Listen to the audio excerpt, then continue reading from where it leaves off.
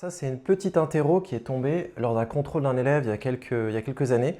Il a vraiment eu du mal, il avait complètement raté. Donc l'idée, c'est de vous épargner ça et de vous donner plus de chances de réussir. Alors, c'est parti. Donc il ne faut pas avoir peur de l'exercice en tant que tel. Il faut bien se dire, qu'est-ce que c'est comme type de récurrence? Là, c'est une égalité. Donc on a déjà vu toutes les étapes. Donc il faut respecter à la lettre chaque étape. Et après, c'est juste, il y aura des petites choses à faire attention. Donc ce sera plus le côté un peu fraction, les factorisations. Donc il y aura des petites choses en plus un peu techniques, mais c'est tout à fait jouable. Alors c'est parti. Déjà, on va commencer par l'initialisation, comme d'habitude. Donc c'est quoi l'initialisation?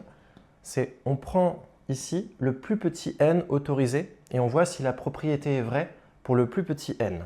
Donc c'est quoi le plus petit n quand on est avec n étoiles? C'est 1. Donc on va écrire n égale 1. Et donc, ce qu'on va chercher à prouver, c'est que cette propriété est vraie pour le plus petit n possible. Donc, on doit remplacer tous les n par 1. C'est tout. Donc, U1 égale 1 plus 1 sur 1.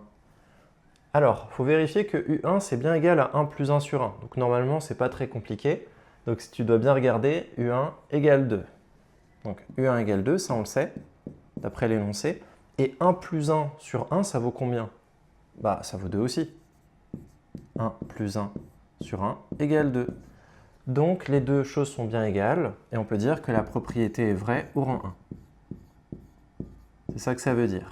P de 1, ça veut dire la propriété est vraie au rang 1. Alors, on va faire l'hérédité. On va la faire sur le côté parce que ça va prendre un peu de place. Donc, hérédité, c'est parti. Donc, qu'est-ce qu'on doit prouver? On va prendre un n quelque part au hasard. On va dire n fixé. Et on va vérifier que si ça c'est vrai pour un n au hasard, ce sera vrai pour le rang suivant. Donc on va remplacer tous les n par des n plus 1. Toujours la même chose. Voilà, donc c'est ça qu'on veut démontrer. Donc on prend la propriété qui est là pour un n appartenant à un grand n fixé. On va supposer que c'est vrai. Et on va chercher à montrer que la propriété est vraie au rang suivant. Donc en remplaçant tous les n de l'expression par des n plus 1. Alors, est-ce que tu te rappelles comment on commence quand c'est une égalité? Quand la récurrence c'est une égalité, pas une inégalité. La méthode, c'est toujours la même. Tu dois penser, on commence toujours par la donnée de l'énoncé. Pourquoi? Parce que tout simplement, on aura déjà le un plus 1 qui est ici. Comme ça, c'est fait. Donc, c'est toujours ça le repère pour bien commencer. Un plus 1 est égal à un moins 1 sur n carré plus n. Ça y est, on a commencé. Qu'est-ce qu'on fait ensuite? Toujours la même chose. On regarde l'hypothèse de récurrence. Donc on peut utiliser le fait que un égale n plus 1 sur n, on a le droit de le faire pendant la récurrence, donc on va l'utiliser. Ok, alors là on a ça. Maintenant, il faut essayer d'être un peu astucieux du coup, c'est de se dire comment on peut passer à un plus 1 égale n plus 2 sur n plus 1. Là tu vois, tu as deux fractions, là tu n'en as qu'une. Comment tu pourrais faire pour fusionner les deux fractions? Donc il faut mettre au même dénominateur. On voit que là, il y a n, là, il y a n carré plus n. Donc, il ne faut pas y aller comme un bourrin. Il faut vraiment se dire, est-ce que je ne pourrais pas juste multiplier, par exemple, cette fraction par quelque chose pour avoir n carré plus n? Donc là, normalement, tu le vois, n facteur de n plus 1, ça fait bien n carré plus n. Donc là, on a obtenu ça. N plus 1 facteur de n plus 1 sur n facteur de n plus 1. Donc, il y a exactement ce qu'on veut. On a bien le même dénominateur. Donc là, on va pouvoir tout mettre ensemble. D'ailleurs, n carré plus n, j'aurais pu l'écrire différemment, c'est plus simple. Ok, donc là on a n plus 1 facteur de n plus 1, etc. Donc là on va calculer. Donc n plus 1 facteur de n plus 1, c'est comme n plus 1 au carré, l'identité remarquable. Et donc on aura n carré plus 2n plus 1 moins 1. Le 1, le moins 1 s'annule, il ne nous reste plus que n carré plus 2n sur n facteur de n plus 1. Donc là on est vraiment pas mal.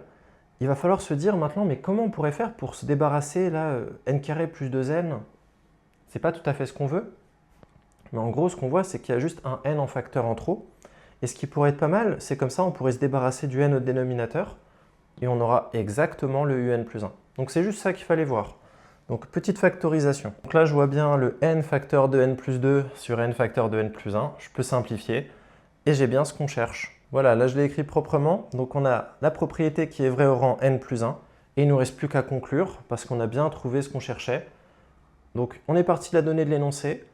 On a utilisé l'hypothèse de récurrence, on l'a injectée, on a mis au même dénominateur, on a rangé, on a fait une petite factorisation, et comme ça on a pu simplifier les n, et on est arrivé au rang suivant.